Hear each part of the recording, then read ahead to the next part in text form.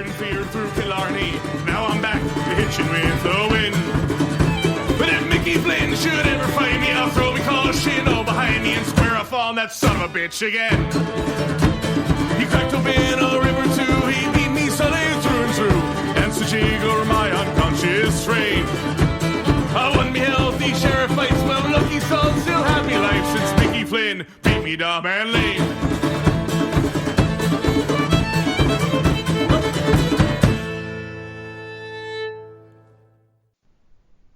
Hello, everyone, and welcome to a sportsless, a baseballless, a lifeless episode of PTBNL of the Always Next Year podcast.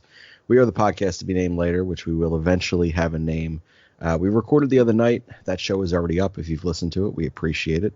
But we're going to give you a little more because there's literally nothing else going on in the world right now conversationally. So I'm your host for tonight, Shane, and I am joined with a host who was on last time as well, Rob. Rob, how are you? Life's fucking boring, man.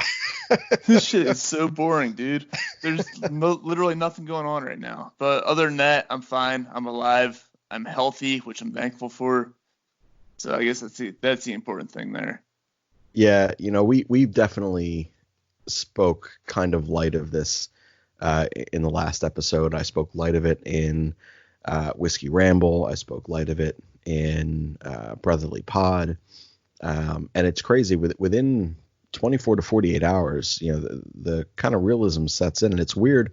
It is very much so directly tied to the sports world. You know, Rudy Gobert, you know, tests positive and the NBA shuts down. And then it's just been one pillar after another pillar after another pillar. And then even in our communities, you know, we're seeing schools shut down. My school is shutting down and moving specifically to an online type of classroom setting for the duration of this. It doesn't look like they have any intention of, you know, allowing people back on campuses at this point, at least for the duration of this semester. And it's surreal. Like you said, I'm bored out of my fucking mind. I didn't realize how little there was to my existence when you take sports away. But it is what we talk about. You know, you don't go into work and, you know, when you go into work in your offices and things that you do, even school, it isn't so much, you know, hey, let's talk politics. Well, no one wants to hear your shit. You know, let's talk religion. Well, definitely no one wants to hear your shit. You can't talk sex because you're going to offend somebody. So you resort to sports and entertainment. And when those things are being removed, the conversational topics are kind of dry. And we like I said, we made light of it for a bit, but this is quickly turning into a really, really scary scenario. When did it get super real for you, Rob? It got real for me when the NBA started canceling games. And then, well, the NBA went ahead and canceled their season. Rudy Gobert testing positive. Then the next day, I believe they revealed that Donovan Mitchell, his teammate, also tested positive. Mm-hmm. Charles Barkley had symptoms. He got tested. I haven't heard the result of that yet. I don't know if he knows yet. But then the next day, you know, NHL comes out. They cancel everything. NCAA tournament and all the conference tournaments get canceled.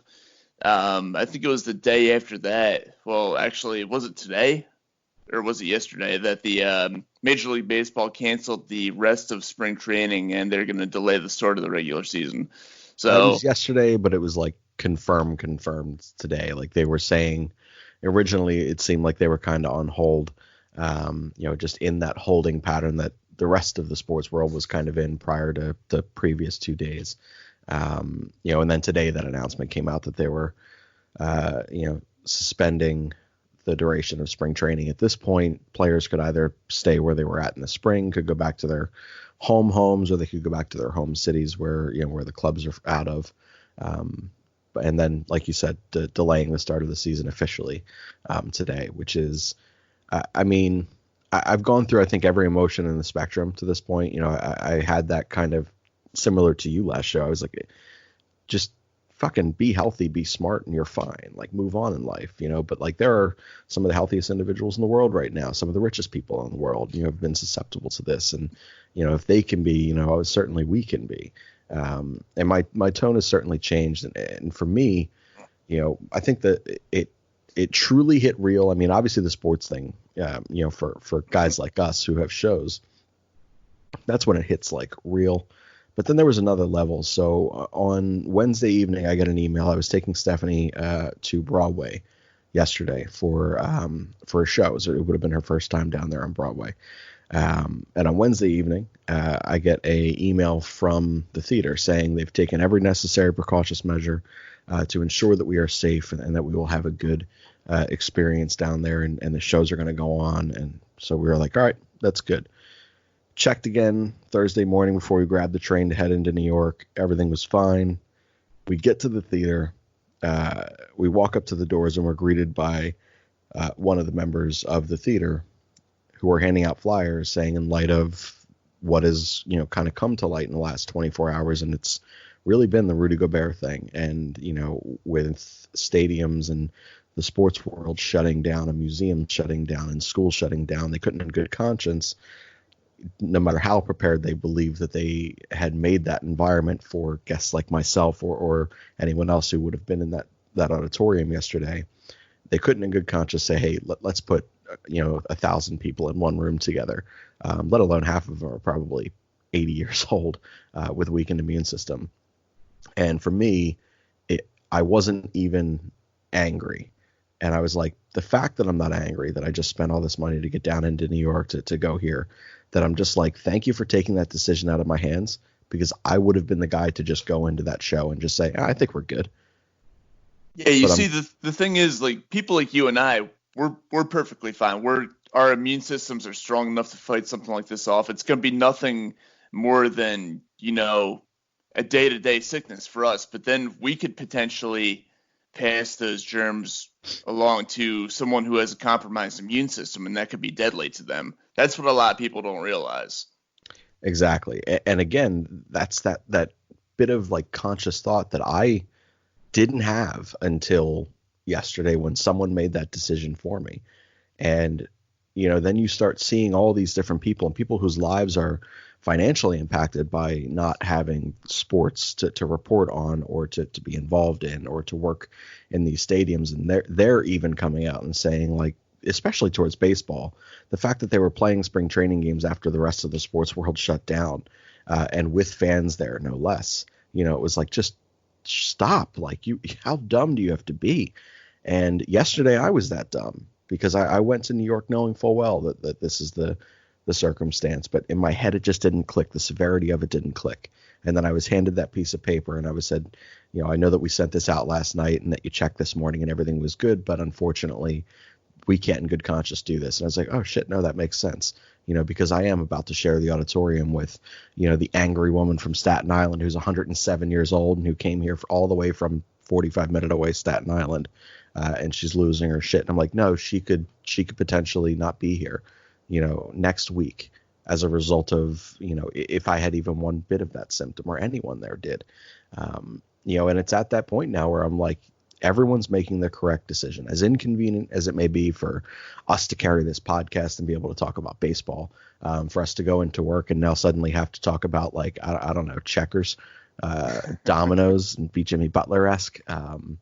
It's the right thing to do.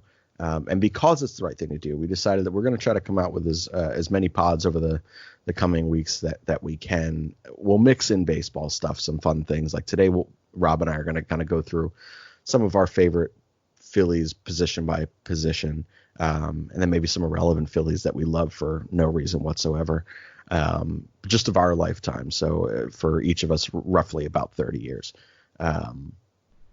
But we're also going to sit here and we're going to give you guys movie recommendations and book recommendations and other things to entertain yourselves with, that can kind of help you, because Lord knows you don't want to be stuck in the house with family for weeks on end and have nothing to do and nothing to talk about.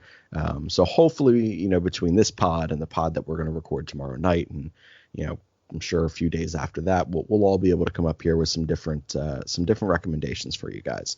But because we are a baseball podcast, we're going to start on some of the baseball stuff. I figure we'll break this up. We'll kind of go like infield, infield, like we'll talk some movies, and then outfield, and we'll talk some books, and we'll fuck around with things that way.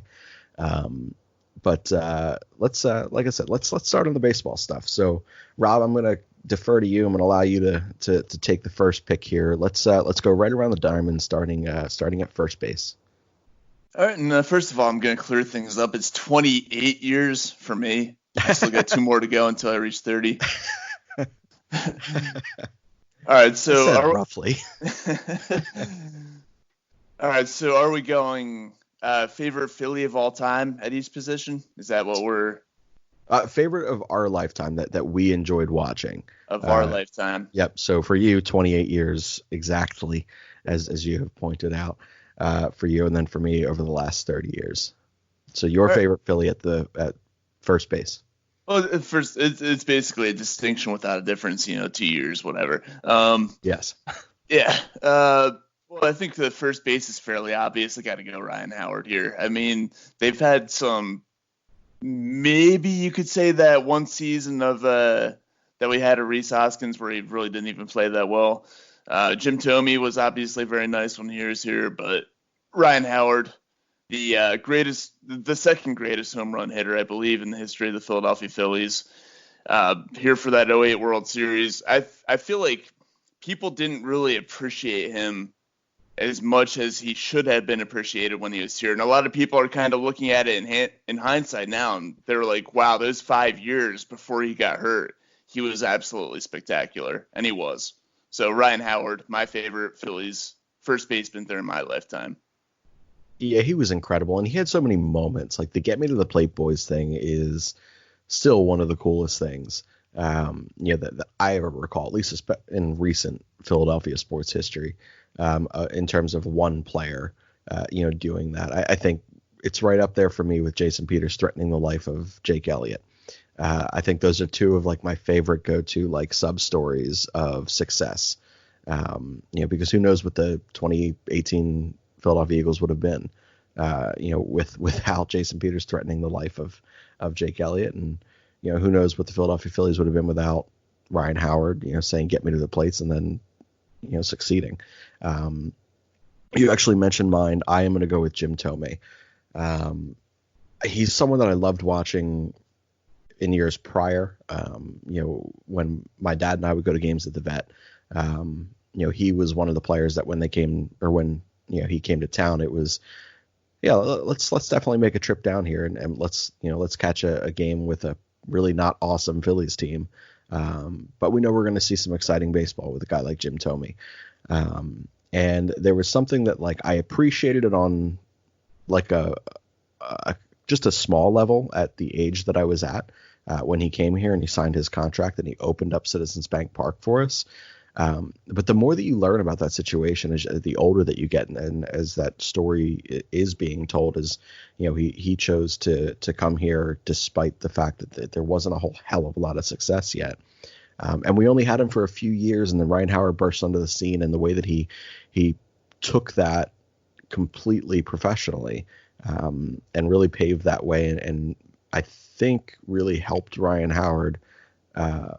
By handling it as professionally as he did. So for me, going to the ballpark every day and seeing a future Hall of Famer, a guy who hit 600 plus home runs is, for me was one of the most exciting things. That opening day with him getting announced was just awesome. Brand new ballpark, superstar first baseman. There was so much to be excited about. So for me, it was Jim Thome. Yeah, and Jim Thome, certainly, he was a big piece. He wasn't on that championship-winning team in 08, but he was such a big part of kind of ushering in that era of Phillies baseball. He was, that big free agent signing that they brought in 2000 and after the 2002 he made season. us, a big market team. Like he put him back on the map. Exactly. And that was huge. And you're right, ushering all those guys in. That was very much so the case.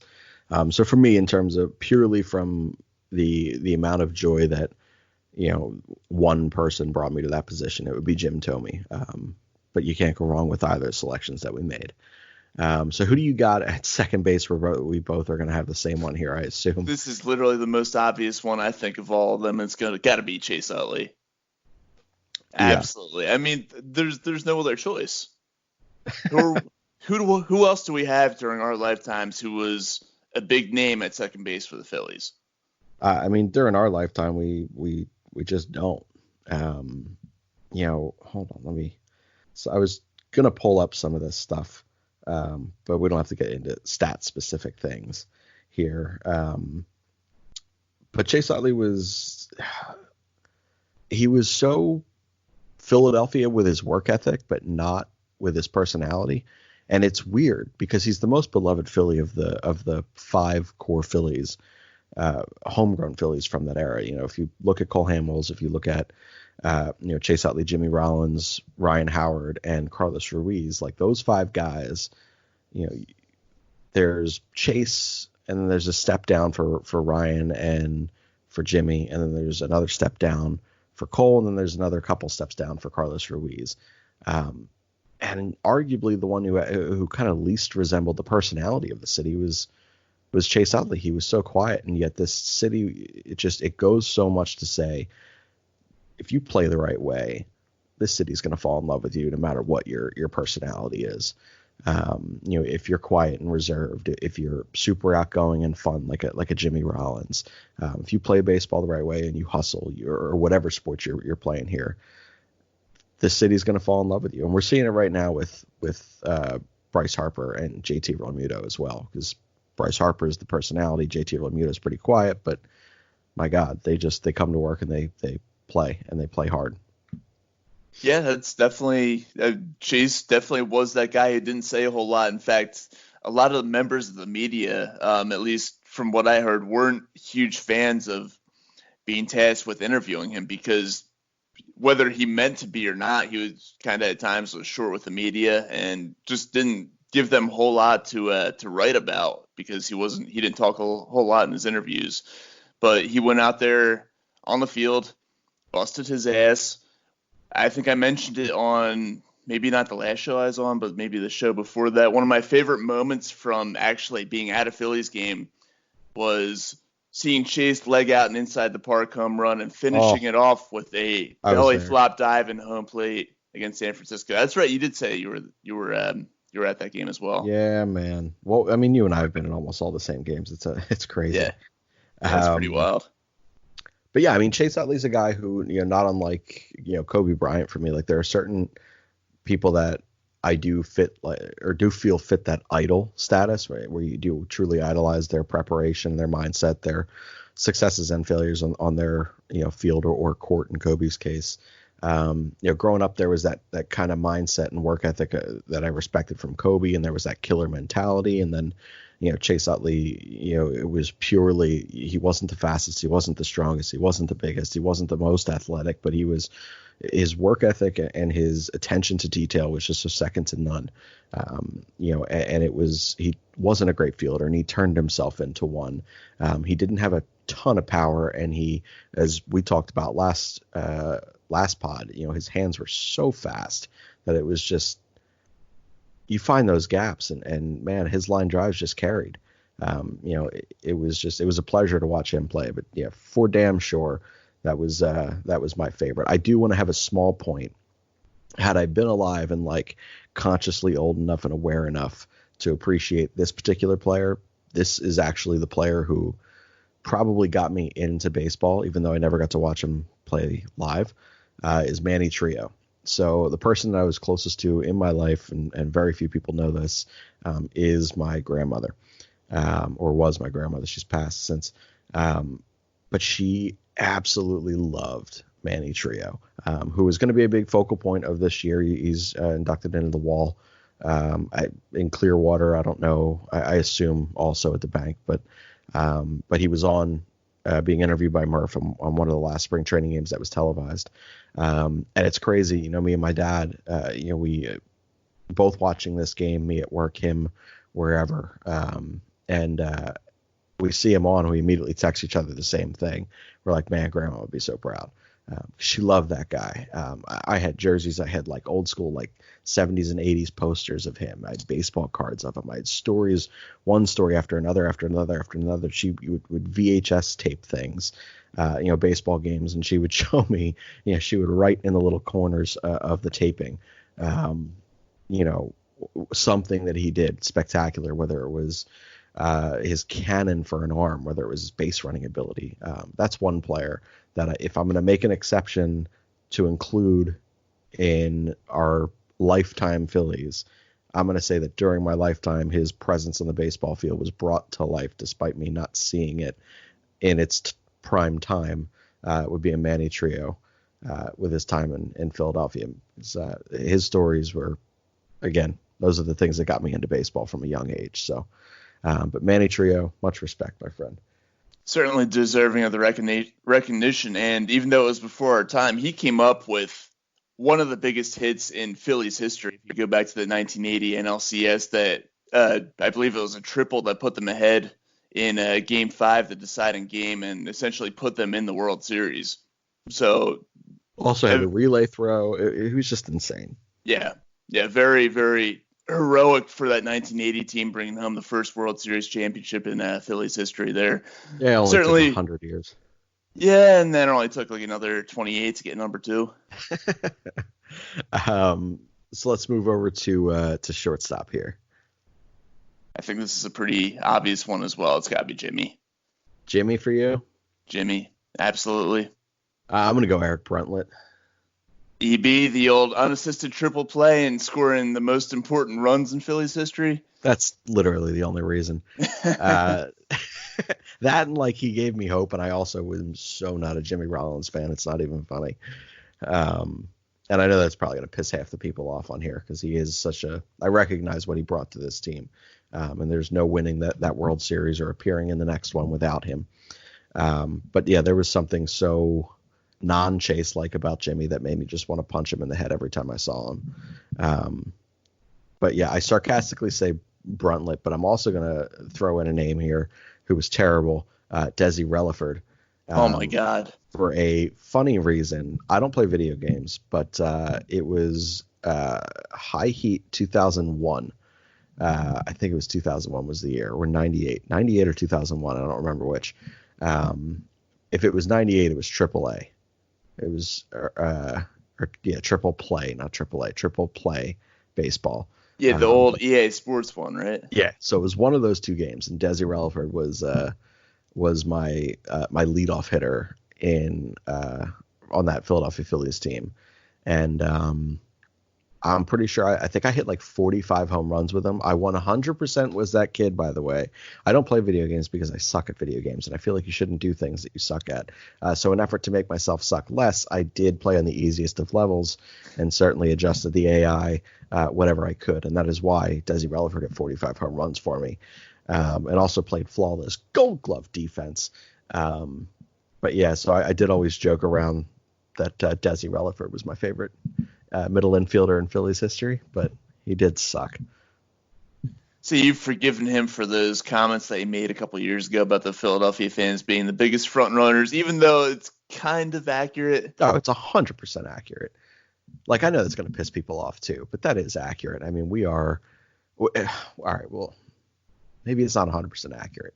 We're not front runners. We are cliche, very blue collar, and we are going to support you, but maybe not financially so. If you're not doing well, like there are certain fan bases that, regardless of the successes or failures of your team, like you're selling out. Like the Raiders for all those years, like even if they weren't good, like these guys are getting dressed up. They're crazy. Like what an awesome fan base. Even the Cleveland Browns, after being sold, like when they've come back, they've endured some shit and they still have a pretty good fan base. And it's just different in Philly. We've seen that with this Phillies team. After 2013, the attendance numbers dropped every single year, and there was really no saving that. Even last year, like there were, what was the 09 team that we brought out? Also, the 3 retirement nights, and like none of those nights even sold out, which is crazy. It's just when you're not playing super competitive baseball, it's hard to support. Yeah, it really is. Financially, not like we're still watching at home, but we're just not paying to be there. Yeah, agree with that. All right, so let's go to let's do third base real quick. We'll put catchers and pitchers in a subcategory next, but we spent 24 minutes on things that people already probably know the answer to. So I do want to get into some other things that people should be doing during this time of plague. So who is your third baseman? Michael Franco. No, I'm kidding. All right. I'm gonna go with Pete Happy. Peter Phillie is the guy who knocked in the winning run in the '08 World Series. Love it. Quietly a very solid defensive third baseman, came up with some big hits with the bat. Wasn't here for a long period of time, but when he was here, I don't think anybody really had any complaints about him. I mean, he did a solid job holding down his position, and really ever since Mike Schmidt, we haven't had many good third basemen come through here, and he's probably the best of the bunch since then. Obviously, you can make an argument for Rowland, but I think everybody's pretty much gone sour on Scott Rowland. So, I like Scott Rowland a lot, honestly. I don't blame him at all for any of that happening. I would teeter. It was either going to be Rowland for me or a name that I'm going to go with instead. That's also going to double as one of my irrelevant Phillies. I'm going to go with Cody Asche. I watched him play in the minor leagues. I'd watched him play, I guess it was like 3/4 of a season that he kind of got, and he was in and out of the starting lineup. And I just saw so much potential. And then I saw the interview, where he got the locker right next to Chase Utley, and that he was picking Chase Utley's brain. And they each had that like kind of quick left-handed swing. One of them was obviously successful. The other one was Cody Asche. But he's a guy who I appreciate so much because he clearly just loves the game of baseball. He was playing independent baseball this offseason before he accepted a minor league invite to camp. He was one of those guys, down in, I don't know if it was single A or double A. But he just accepted whatever circumstance it was just for the opportunity to play baseball. And like a ballpark rat like that is all of us. I would give anything to play at a competitive level. It wouldn't matter what level that was, but anything to keep playing this game. And that's just something I respect. And then just on the Scott Rowland front real quick, they didn't want to pay him. And it drove me crazy because if you think about it, like Scott Rowland would have still been here, and he would have been here as another integral piece and cog to the middle of this order in 2008. There was also a strong possibility of him being traded back to Philadelphia it was either 2007 or 2008. I can't remember, whichever year he ended up going to Toronto. But things just didn't quite work out, but he was welcoming the idea of coming back. I don't ever think that he truly wanted to leave. It was just he felt this organization, and rightly so, didn't commit to winning baseball, and they didn't commit to paying him either. So why do you stay? So I think that people in this city, don't know that entire story, and they just think, well, this guy forced his way out. But he did so for reasons that we all force ourselves out of our jobs every day. So I respect Scott Rowland for what he did, and for his game. So for me, it was either Rowland or Cody Asche, but I'm going with Cody Smashy, because he was one of the two Phillies who put a ball out of AT&T Park and into Splash. So I love the guy. Cody Asche it was during terrible years, obviously, the rebuilding years, but he was actually one of the more intriguing players to watch because, like you, I thought that he had some upside. Unfortunately, he never reached it.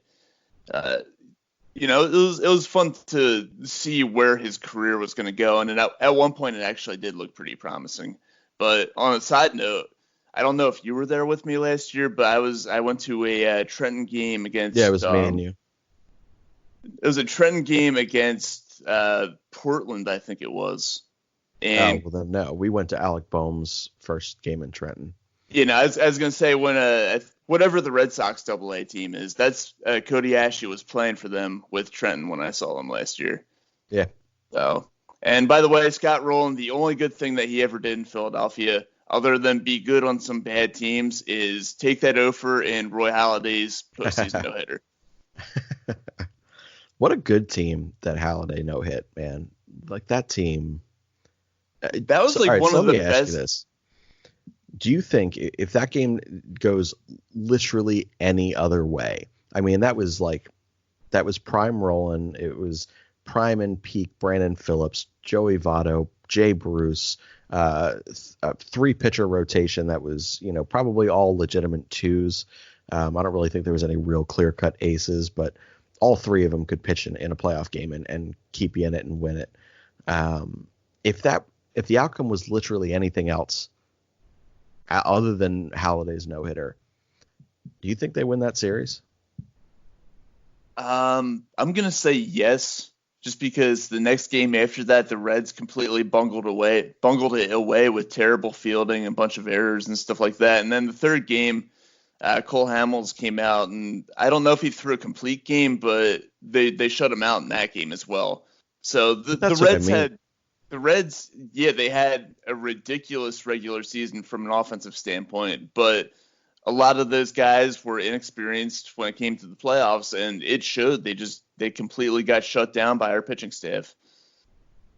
Yeah, I don't know. It was one of those things I always wonder. I know that it would have at the very least been a far more competitive series, even if we had won that game 4-0 and we 4 or 5 hit them.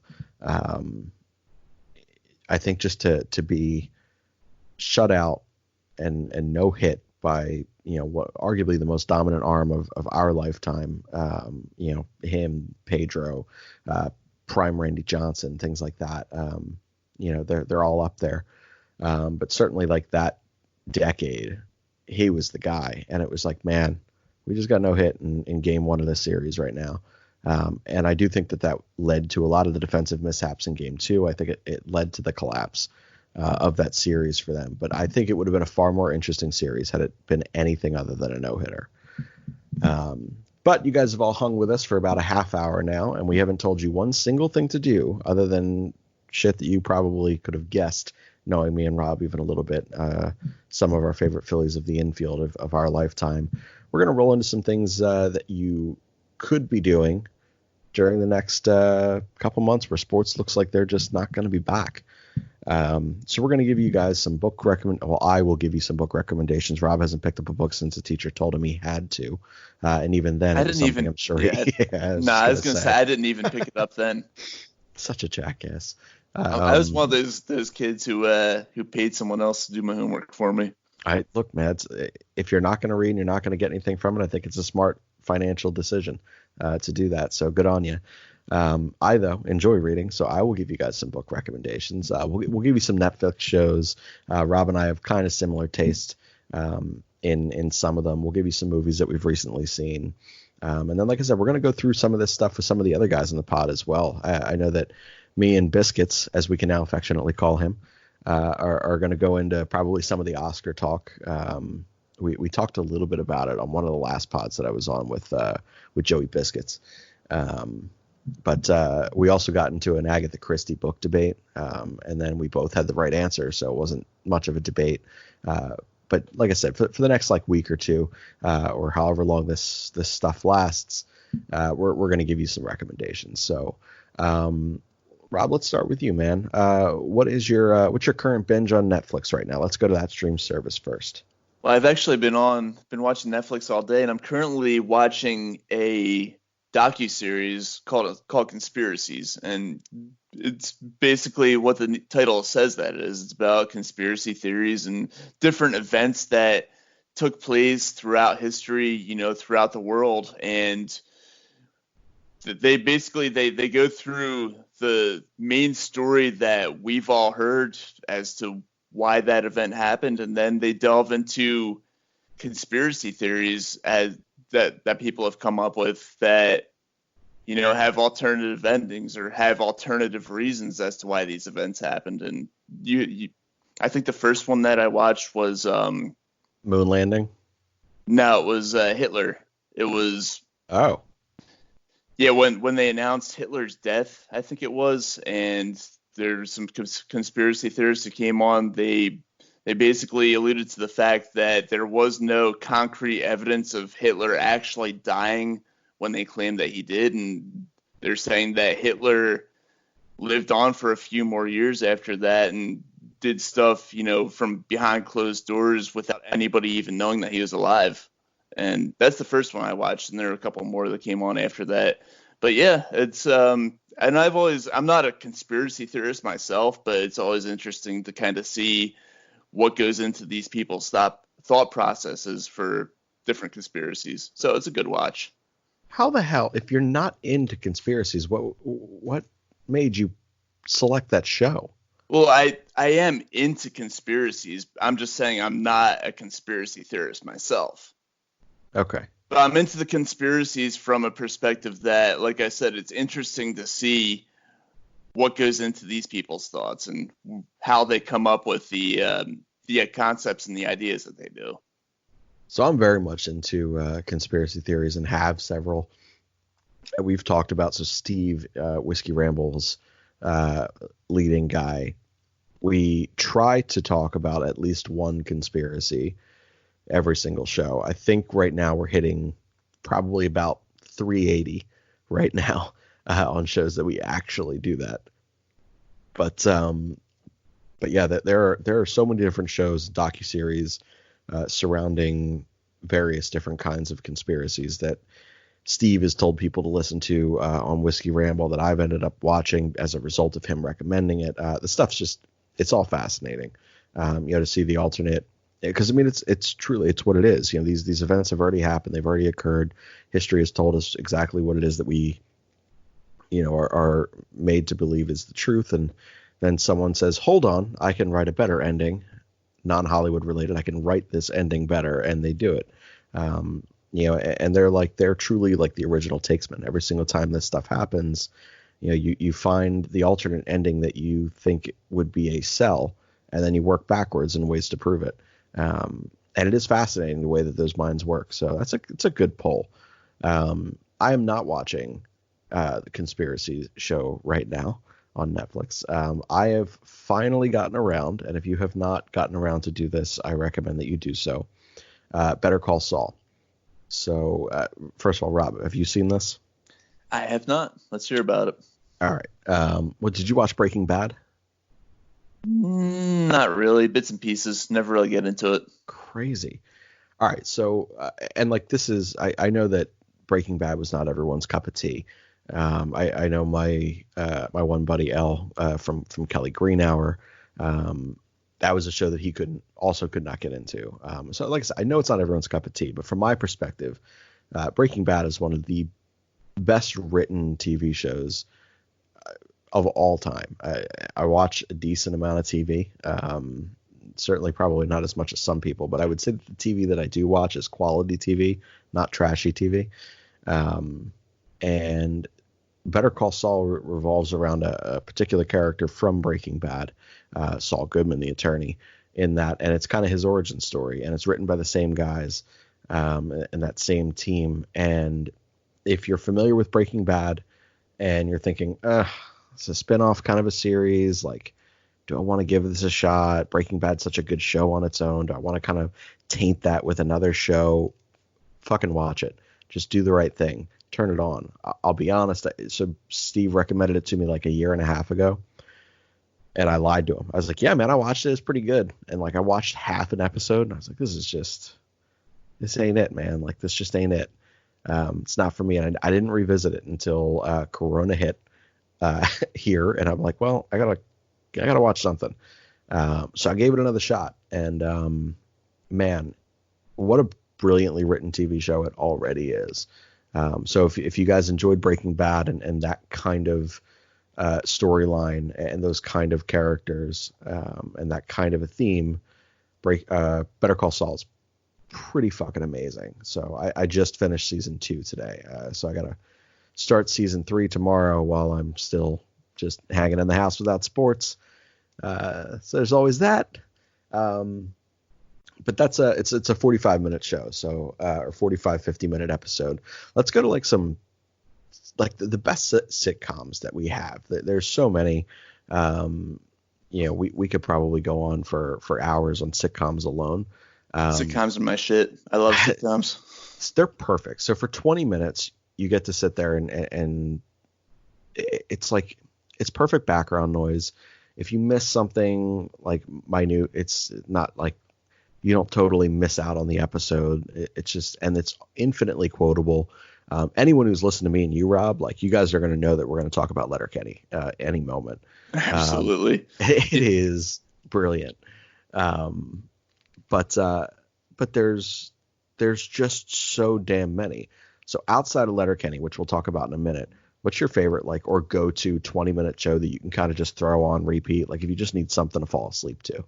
Well, this has been the one that I've been watching recently, and it's been out for a while. And actually, they canceled the show, I think, a little while, but they just put it on Netflix pretty recently. It's The Ranch with Danny Masterson, Ashton Kutcher, and I forget the guy's name who plays the dad, but it's absolutely hilarious.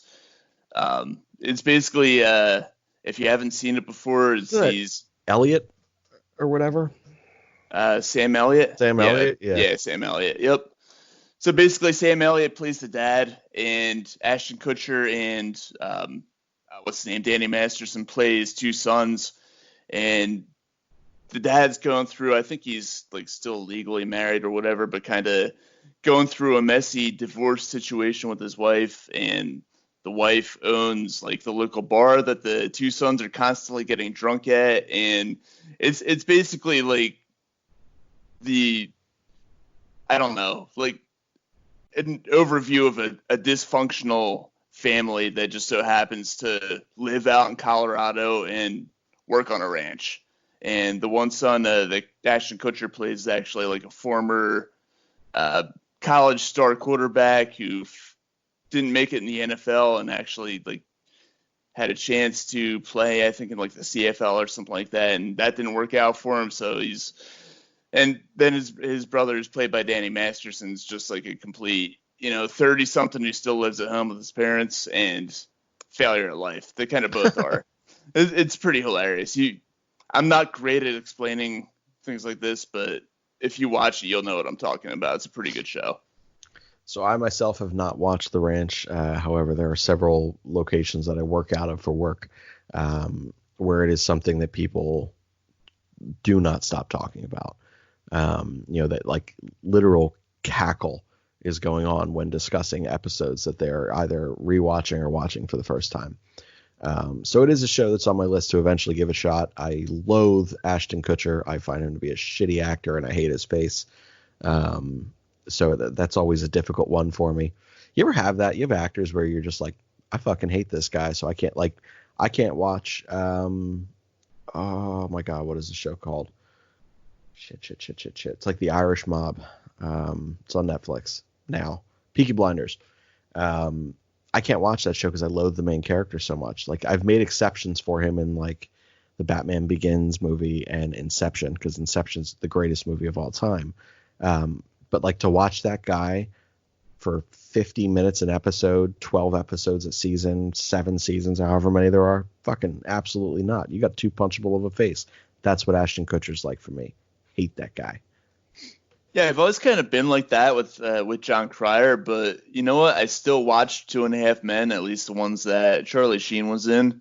And speaking of John Cryer, he actually makes like a cameo appearance in. You see that shit with Sheen, by the way, in the documentary that was a pay-per-view that went out last week? I haven't seen that yet. I don't know who the hell the two kid actors are. I think they're two people from The Goonies and from Stand By Me and shit. But the kid actors said that Charlie Sheen raped them. One of the kid actors is dead, and the other one is now telling the story of the dead, which is fucked in my opinion, but whatever. But yeah, he said it's exposing a bunch of Hollywood directors and Hollywood stuff that this is how these kids had a career, is if they, performed a particular service for their co-stars or their directors, which is just fucked. But yeah, certainly taints the Charlie Sheen image even more so than he's already tainted it himself in the media. But 2.5 Men with Charlie Sheen, fantastic while we're on sitcoms. Ashton Kutcher gets there, you might as well turn that shit off. But with Charlie Sheen, wonderful. So I'm a big Seinfeld guy. I don't dislike Friends, but I would never willingly select it. Like if it's on because Stephanie chooses it, or it just happens to be an episode that's on TV, like I'm cool with it, but it's not something I would willingly choose. Seinfeld I watch fucking constantly. Like, even still, it is infinitely quotable. It is brilliant. I always find something new to laugh at. And I always laugh just as hard the 50th time as I did the first time at the majority of the jokes and humor and just subtle awkwardness that's there. So if you guys don't watch Seinfeld, you probably shouldn't listen to our show, because I'm very George-like in my comedy. And that'll make sense to you if you watch Seinfeld, because you're a person, which, Rob, I'm pretty sure you're not, correct? Maybe I did by accident once, but I don't think I've ever watched a full episode of Seinfeld before. Well, that's just ridiculous. I don't understand how you're still working on our show. That's just, well, I do know. It's because we both watch Sex Education because Maeve is a babe, and we both watch Riverdale. Letterkenny. Could you keep going with Riverdale? Because I did. Really? Yeah. As far as I think they still need to come out with a new season on Netflix, but yeah, I kept going with it. I don't know, man. Like, I cruised through that first season. I shouldn't say I cruised. Like, it took a bit for me to get into it. And then I kind of learned the trick, and I was like, oh, I can appreciate this. Riverdale is the fucking, it's basically the comics that used to be in the newspaper. But like put to, with humans and action and whatever. And shit just keeps getting weirder and weirder and weirder with each passing episode. Yeah, and like there are interesting twists, that some that you can kind of see coming or sense coming, and other ones that you really don't. And it does make for a really entertaining, series and entertaining watch. But like, I don't know about you, man, but there are certain times where I feel like you run out of ideas, so you just think like, well, we've already hit like a 9.5 on the scale of like, this is absurd, this could never happen. What's 9.7? What's 11.8? What's 50? Let's just fucking get weird with it. And like, sometimes that really works out, but I feel like Riverdale was a show where it didn't. So if you want to watch Riverdale, and you could tell me or Rob, whichever is more correct, I would say watch the first 2 seasons and then maybe stop forever. And then Rob would tell you to continue to watch and wait for the new one to come out on Netflix. But we'd be curious to hear your opinions. If you enjoy females, both of them are fairly attractive. That's a plus. That kind of helps you hang in there a bit. That's what got me into it. That was the deciding factor that got me into it in the first place. Well, I expect nothing less from you. I almost guarantee that every show or movie you recommend to me, there's at least 1 or 1A is attractive female. I got into Letterkenny because of Katie. Katie's such a babe. Oh my God. She is an absolute babe. Just, yeah, total smoke show. And so is Bonnie. Yeah. To a lesser extent, but yeah. Yeah, Mrs. McMurray looks like an ex of mine, and is equally as crazy as the ex of mine. And then Bonnie looks like a sweeter, more innocent, or at least partially innocent version of an ex of mine. Yeah, it's a nightmare, whatever. But yeah, Letterkenny's brilliant, by the way. Letterkenny, my buddy Ian recommended to me like 3.5-4 years ago. He burned it onto a flash drive for me the first season, and I didn't know yet, I didn't know what to expect. He was like, oh, it's about a hockey team, so you might like it. And I was like, all right, yeah, I'll give it a shot. I love hockey. So he burns it on a flash drive for me. I put the flash drive in, and it opens up immediately on, scene 1 of the first show. And there's a fucking like produce stand and some guys on wicker chairs, or lawn chairs or whatever. And like the scene's not like cut or anything. Like there's no, like, it looks like we just went out with an iPhone and then they just started filming. Like, it's just so fucking weird the way it looks. So I thought I was getting like a true bootleg copy of this, and I was like, well, this is fucking ridiculous. I was like, this is going to distract me. I was like, I could see edges of things, like nothing like cinematically looks right, like the sounds all whatever. I'm like, this is just dumb. So I watched like 20 minutes into the first episode, couldn't even finish the last like 8 minutes of it. And I was like, yeah, I'm never revisiting this. And then I stumbled on it accidentally on Hulu like 3 years later.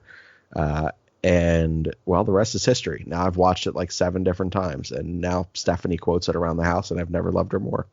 Yeah, we quote it all the time on Disciples of Ed as well. Yeah, definitely. You mean Steve? By the way, I actually bought the Letterkenny Irish jersey on Amazon today, the red one. What a quality purchase. I love Uh-huh. it. How It was much only did that like cost you? I think it was, you know, $69. Now that I That's think of it, so appropriate. $69. And I remember because I took a screenshot of it and I sent it to everyone on Snapchat and then I quoted it nice. Quality. I think it's a solid purchase. Um, Money well spent.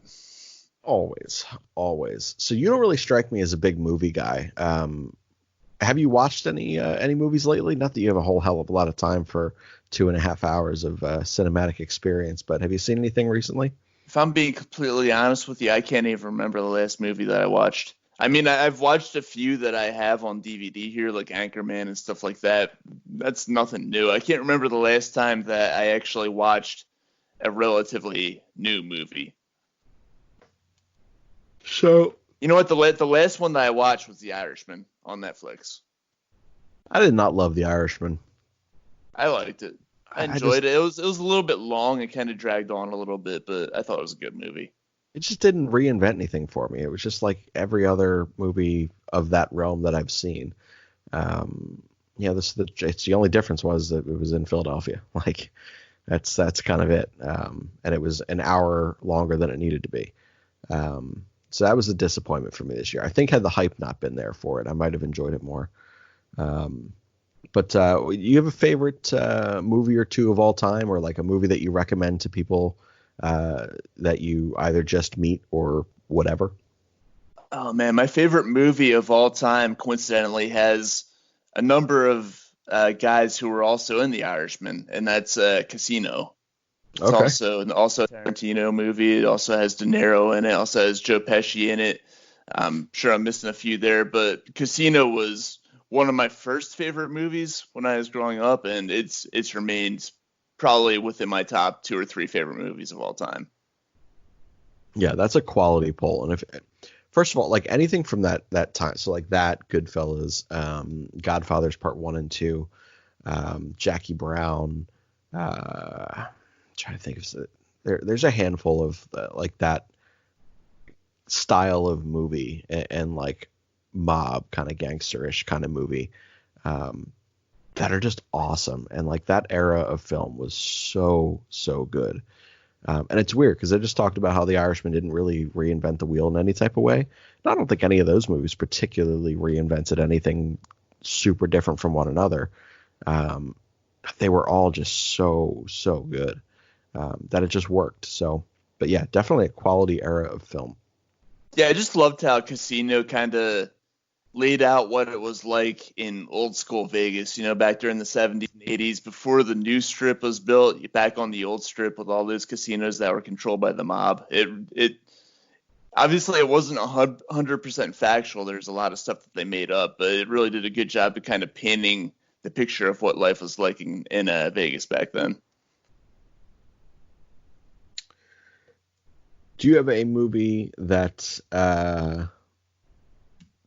people maybe haven't heard of or haven't really given the chance to that you would recommend, or no? Oh man, off the top of my head, I'm gonna go with one that a lot of people here in Philadelphia have heard of because it pertains to the Eagles, but it didn't really make that big of a splash on a national level, and that's Invincible. I feel like Invincible made a fairly large national splash. I feel like sports movies kind of hit, like regardless. Like I feel like sports and music movies have that because they're going to have that like natural crescendo of energy and that moment at the end that you want. Like there aren't a whole hell of a lot of music or sports movies that end and you're like, oh man, that hit me in all of my bad feelings. Like most of them are like, oh, he got the job. Like, oh, like this happened. Oh, we got to perform on this stage. Like, so I feel like they're like cupcake movies. Like if you make one, it doesn't even have to be good and people are going to go see it. Oh, it Not that Invincible absolutely isn't. is. Like Invincible is actually very good. Not Yeah. at all how the story went, but very good. Yeah, they definitely made a lot up along the way. And I actually remember I met Vince Papale himself in person probably about like I don't know, maybe a year after the movie came out, and I asked him how much of it was true and how much of it was made up. And he was like, yeah, more was made up than was true from that movie. Yeah, they took some liberties, but you have to. You have to romanticize some of that stuff. Yeah, you got to juice it up a little bit. But it is good. So, I mean, I feel like most of the listeners of this podcast have probably heard of it and watched it. But if you haven't, it's a Philly-based podcast here. Yeah. Everybody around here has heard of it. If you haven't watched it, I do recommend you doing it. Pardon my yawn. Been doing a whole lot of nothing today. It's weird. Not used to it. Yeah, it's funny how that makes you tired. Right? It's like I never stop doing things. So like it's fucking bizarre to just sit and, wait for, the all clear that it's good to leave your home. But I got a movie recommendation for everyone. This is certainly not going to be for everyone. But I'm basically only saying this one for Joey Biscuits. So Joe Berardi, when you're listening to this is a film that I feel like you might appreciate. It's called Bob Le Fumeur. It is a 1956 French film. It is, and I feel like if anyone's going to appreciate it of our PTBNL group, it's going to be Berardi. But it is, obviously it's a subtitled film. So if that's not your thing, give it a shot anyway and fucking grow up. You can read subtitles. It's not that big of a deal. Doesn't change the fact that films are great. But it is about a guy who is 100% not know when to walk away gambling addict. And it's one of those movies that, like, if you watch in a group with people, like, you feel the anxiety of the room rise and fall 15 times over again. And it's like with each rise, it gets a little higher. With each fall, you get a little lower. It is so well done and so fun. And it's quick, it's short. It's like an hour and 40 minutes. So if you guys have any interest in watching the emotional roller coaster of a 1956 black and white French film, I would strongly, strongly recommend you check that one out. Let's see. So I already said Inception is one of my favorite movies of all time, if not my favorite. Shawshank is the other one. If you haven't watched Shawshank, turn the podcast off now. I don't even want you listening to it. Wait, Rob. What's that? Have you seen Shawshank Redemption? Plenty of times. All right, I was just making sure. I was about ready to just hit end on the call and then just pick up recording by myself in just some solemn gloom. Yeah, Shawshank's a great movie. It probably ranks like a couple spots behind Casino, but it's a great movie. It's phenomenal.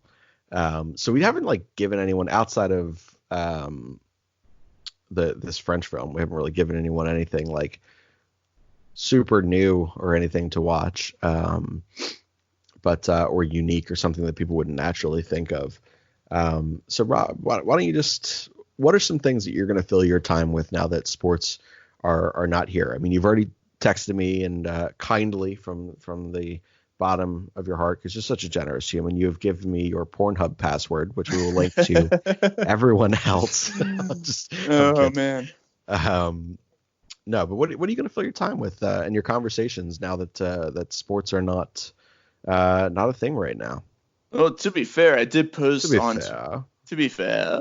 I did post on Twitter last night that it's a great time to invest in Pornhub because that's why I made the joke. Yeah. Oh man. Well, MLB The Show. I think whatever the MVP edition or the one that elitists such as Joe Biscuit Berardi, I think that one came out today, but the regular version for us normal people comes out in a couple days. So I will be downloading that. I'll be playing that a lot. I'll be pretending that it is the real regular season, going through each game and just pretending it's the actual Philly season, because we won't actually have that for a little while. That's one thing that I'll be doing. I'm also trying to, at some point, convince or motivate myself to get back into Red Dead Redemption 2 and finish up the story mode on that.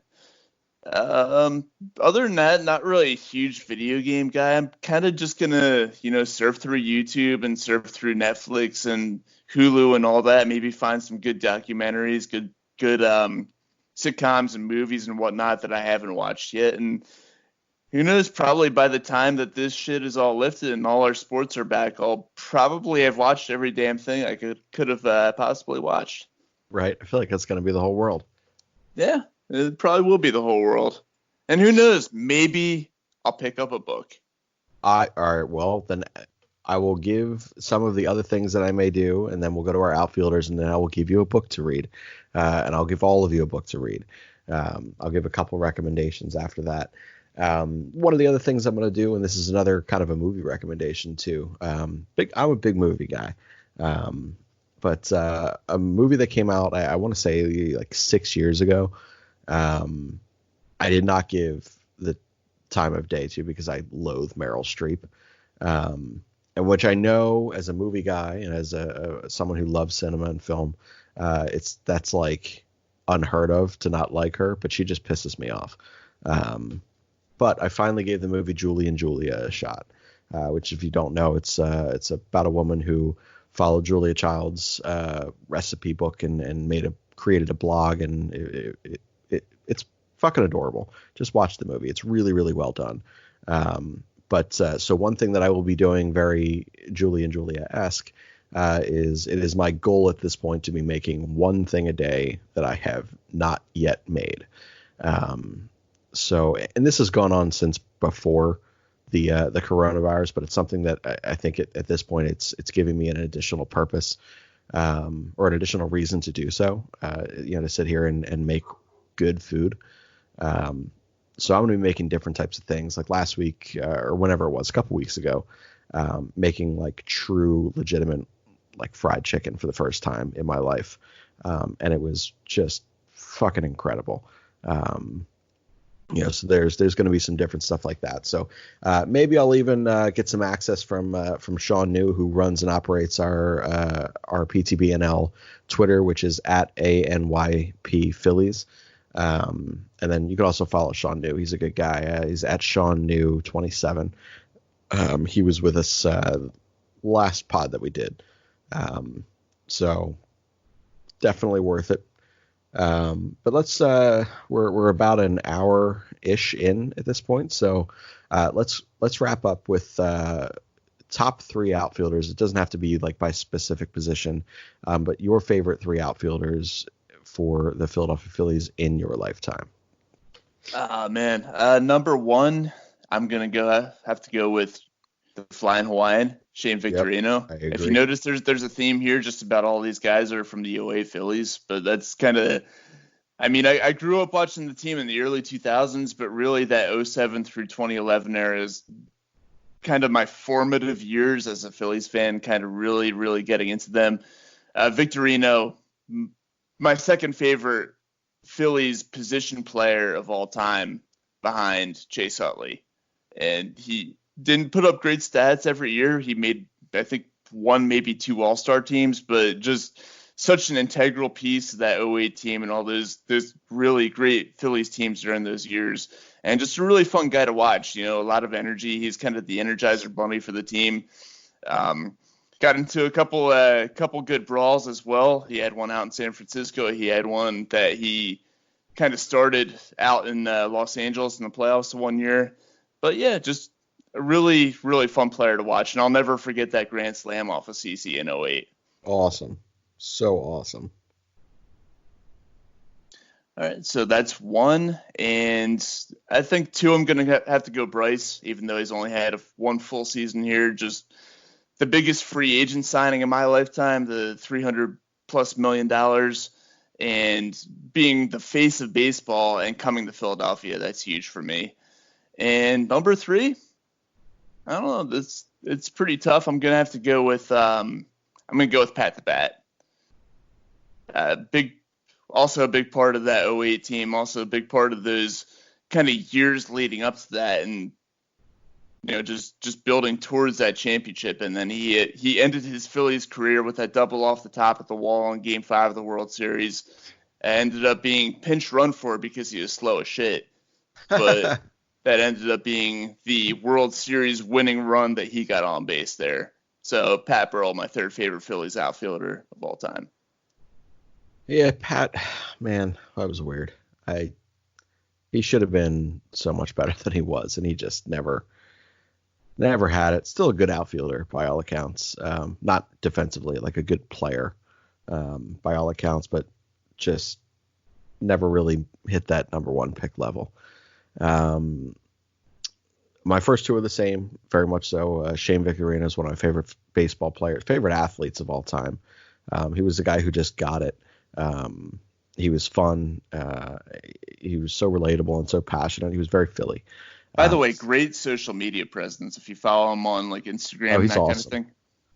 Yeah, he's excellent. And then Bryce is, I wouldn't care if he was here for one pitch. He would already be up there. I fucking love Bryce Harper. And then my third, I'm actually going to go with Doug Glanville, mainly because he is like and this is a weird reason to go with him. But as a kid, like I remember, like, so if you ever watch any sporting event with me, I say a lot of things before they happen. And I get frustrated by a lot of things, even when the result may end up being a positive one. And there were two members of those like late 90s, early 2000s teams, three really. There was Jeff Brantley and his ridiculous hair, Jose Mesa, and Doug Glanville. So if either of the two pitchers were pitching late in games, I knew that there was going to be about 900 pitches that inning. And I would just sit there pissed off as a 7-year-old or whatever, just saying, I'll pitch 48. Here we go, another foul ball, because he doesn't have a way to put anybody out. And then Doug Glanville swung at the first pitch every single fucking at bat, which was the exact opposite of my approach, even to this day on a baseball field. I pick my spots very seldom when I want to do it, and it's when I have a good read on a pitcher in a situation. But yeah, Glanville, he was up there hacking, man. He did not give a shit. And this was back when like each spot in the batting order had like a specific role, and I was like, did you not read the book? Do you not know what a fucking leadoff hitter is supposed to do? Me at 7 years old at Veterans Stadium, probably.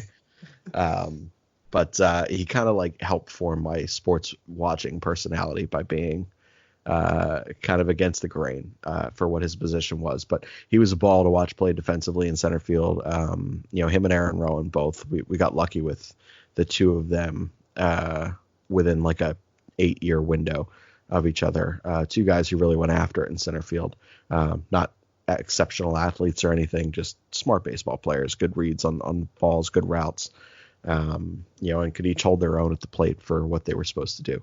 That right after Rowan was Victorino. So yeah, really 3 consecutive great defensive center fielders out there. Yeah, for sure. All right, and then let's just go. You could throw a handful of pitchers, whatever you want, and then catcher, it's Chooch for both of us, I assume, so we don't really have to talk about it. But BCIB's giving him a run for his money, though. I accept both. Both answers are correct. If I'm honest. But then, are there any weird pitchers' names that you like that other people maybe won't? Let's just do that one since we're already at an hour and 10 minutes. Any weird pitchers? Man, like you a big Robert Person guy, like the Grand Slam 2-run home run in the same night. Oh man, that was fun. I'm more of a Randy Wolf guy. I just thought it was really cool how he had his own cheering section in the Wolf Pack, and I wish that Phillies fans would. Yeah, I wish that Phillies fans would go back to doing that kind of stuff at Citizens Bank. I know it's hard, man. It's expensive now. Yeah, that's why I was gonna say it's harder to do it now. But that was so much fun when the people were doing that over the vet. And yeah, so we all thought there was gonna be for sure like a Harper's section that was gonna be there every single night, and we all like the whole world thought like, oh, Harper's homies, and then Natalie Eganoff said it, and I was like, fuck that bitch, I can't stand that one. Kind of ruined it. Cannot stand Natalie Eganoff. God, she's just what a horrible voice. But yeah, I do miss that. I miss the everybody hits guys. I miss the Padillas Flotillas, the Millwoods Militia. The Millwoods Militia. But yeah. All right, so let's go to we've talked some irrelevant Phillies. We've talked some of our personal favorites of our lifetime. We haven't really reinvented anyone's answers here between the two of us. But I told you I would give you a book recommendation and that I would give everyone book recommendations. So I'll give a couple. So for Rob, you specifically, and any other listener who wants to get into a conversation with me about anything, this is probably the fastest way to do so. It is Survivor by Chuck Palahniuk. You've probably, anyone who's listened to any of my shows, and Rob, and you've known me a long time, so you've probably heard me talk about this book. Chuck Palahniuk is the writer of Fight Club, so if you've ever watched that movie or read that book, because you're a good person, it's, in my opinion, it is a better read and a better story than what Fight Club was. It's weird. It's satisfying. It is so smart. And it is, honestly, it's a little fucked up, but it's great. So I would recommend that to you. Hey, if it's a little bit fucked up, that puts it right in my wheelhouse. Oh, yeah. I like I said, and it's a quick read. It's only like, I want to say it's like 240 pages, but they're short page. Like, it's just, I mean, me and Steve have both read it like in an afternoon at work. It has the letters nice and big, so like 240 pages isn't a whole lot. It's not in fine print where it takes me an hour to get through each page. Exactly. Honestly, you could listen to the audiobook even, and it's an 8-hour audiobook.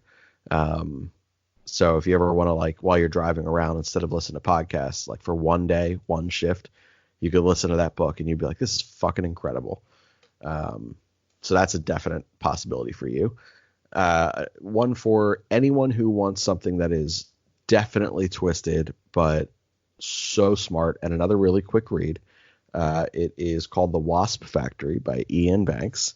I've recommended this to a handful of people as well. It's only like 175 pages or something. No one knows who the hell Ian Banks is, and that's fine. But this is a brilliant book, and it is just psychologically, it's a psychological mess, but it's brilliant. So those are, I'll give those two book recommendations for now. I would also say Anna Kendrick's book is hilarious. I would read that if you like autobiographies. Andre Iguodala's The Sixth Man is phenomenal. I would read that. If you also like autobiographies, those are two really strong choices. Iguodala has actually some decent words to say about his time in Philadelphia, which I think most people would have assumed him to not have. But an awesome book. I would highly recommend that. When did he come out with that book? Last year. Oh, it's a shame he won't have any words to say about his time in Memphis. Sure, that'll be an interesting read there. His dealings with, who is it? Dylan Brooks and John Morant. The whole team, the whole organization. But I think it was those two in particular who went on Twitter or went on social media and were just constantly getting after him for it. For sure. You have any kind of closing thoughts here? We're at about an hour and 13 minutes. We'll have another show out for you guys, like I said, tomorrow. And I mean, look, at this point, we ain't got shit to do. We might be putting shows out every night. We don't know. But you got any final thoughts over there, Rob? My final thought is fuck you, China, for giving us this stupid disease and pushing back the start of baseball season and also canceling every other sport. Yeah, man. I'm going to miss the College Women's World Series. I felt bad when Stephanie texted me. She was like, man, it happened. Yeah, she posted something on Facebook I saw. She seemed pretty heartbroken by it. She takes off every year for I still remember when we first got together. I didn't have not a TiVo. What do they call it? I think it was TiVo back then. No, Jesus Christ, I haven't been with her that long. I don't remember what it's called. Whatever you can record shows on. DVR. DVR. There we go. Jesus Christ, because I don't use it. I don't even know how to fucking use it. But I didn't have one. She came in. She's like, just so you know, I'm commandeering this TV and I'm taking vacation and I'm going to stay here this week. And I was like, well, okay. I guess I'll get a DVR. Mind you, we'd only been together a couple months at that point, like maybe 6 months or so, if that. And yeah, she was true to it. So, I mean, and every year since then, she takes off. I mean, every year since even prior to that, but every year we've been together, she takes off every year and DVRs the whole thing, watches games live, watches the ones that she misses. It's literally like 24 hours straight in front of a TV for a week straight. And she loves it. Basically like me during March Madness. Yeah. She's just, what a good chick. What a good chick. That Women's World Series, I mean, I watch it too. It's pretty fun to watch. It's awesome. They're phenomenal. I mean, they have cleaner hands and faster hands than most of the baseball players that we see, and it's just so underappreciated, but it's so fun. They're so good. Well, apparently cleaner hands than everybody in the world right now. You're an idiot. All right, so yeah, some of our last recommendations are definitely read some of the books that I recommended. If you would like any type of book recommendations, just text me, tweet at me, and let me know what kind of genre you're looking for. I read a ton.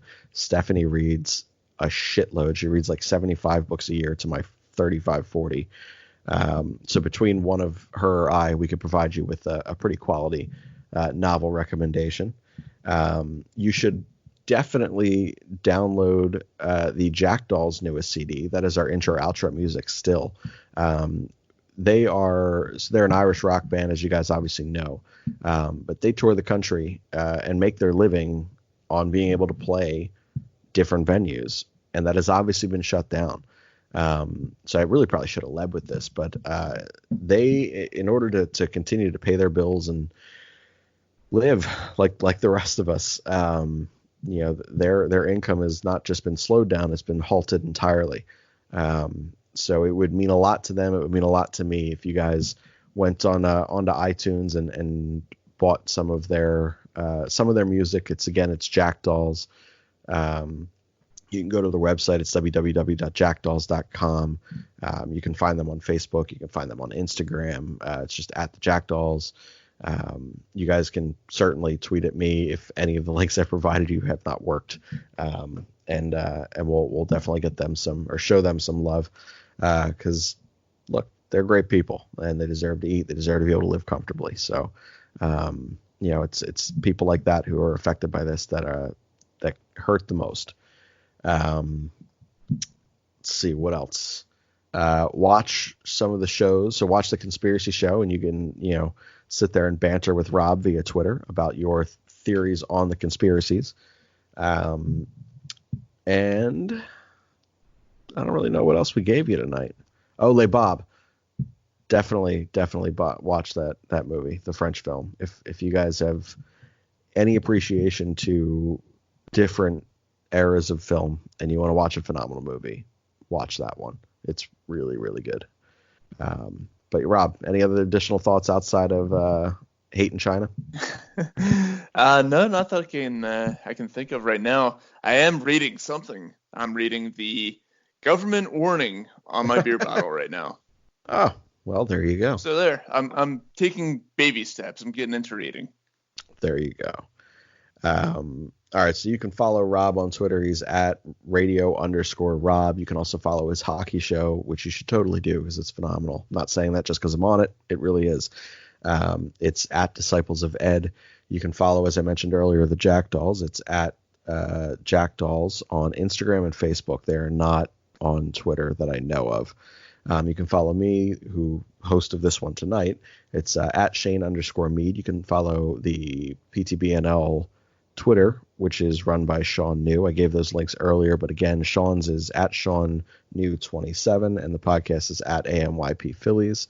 And then you can follow any of the other members of the team. We're going to start with our LA connection this time, Scott, because I incorrectly gave his Twitter address last show. It is not at Scott Novick. It is at SP Novick. I knew that sounded wrong when I said it. You can follow Andrew, who is on a 20-hour quest home right now because his university has been shut down as well. He is at AJ_Santangelo. You can follow Joe Boric at JJ Boric 26. He may be on tomorrow night as well. You can follow Joe Berardi, Joe Biscuits Berardi, Biscuits as we're going to forever affectionately call him now, at Prosif Biscuit. And it's hilarious that you all know the story now, Joe. Thanks for being so honest. Am I missing anyone? I think you got us all. I think I did too. So while you're listening to the next several episodes that'll come out during Corona Week at this point, you should definitely go to Just Food, which is still open and still up. And they're clean humans. Asian Rob is a very clean man. And as is his establishment, it has to be. It's health board certified. It is Just Food, 215-794-FOOD, 215-794-3663. Treat yourself. Take it home. If you don't want to leave the house at any point for any extended period of time or eat out in public, but you still need food to survive and sustenance to make sure that you don't die, order a tray or two. Order your favorite meals. If you like a ziti, if you like a vegetable Italian dish, or whatever it is that you want to do, they'll make a tray of it for you that'll last you a week or however long that you want. And then you could just pick it up, bring it home, and never really have to interact with anyone outside of Asian Rob. And again, he's a phenomenal human. Both of his shops are at Buckingham Green in Buckingham, PA. It's Bucks County, PA. And then the other one is at, holy shit, Del Valle College. I always forget the other one because that's where you go for breakfast sandwiches, not me. But that's closer to Rob's way up in New Britain. So that's at Del Valle Market and Del Valle College. But visit them again. It's Just Food, 215-794-FOOD, 215-794-3663. Rob, it was fun. I learned nothing about you since I already knew you as a human, but I hope that our listeners did. I hope that you guys also learned a little bit about us, or a little bit about me, I should say. And then we'll have some more team members on tomorrow, possibly even Rob again at this point. Who the hell knows what's going on with his work or any of our works at this point. So we will see, but we're going to try to help give you some content and some fun and some laughs to get through, some of the monotony of every single day now that sports don't exist. We'll see you guys. This is PTBNL, which we will eventually, I promise, name PTBNL for AMYP. We'll see you next time. A fighting man I used to be, revered and feared through Killarney. Now I'm back to hitching with the wind. But if Mickey Flynn should ever find me, I'll throw me caution all behind me and square off on that son of a bitch again. He cracked open a river too, he beat me Sunday through and through, and such over my unconscious frame. I won me healthy sheriff fights, well lucky son, still have me life since Mickey Flynn beat me dumb and lame.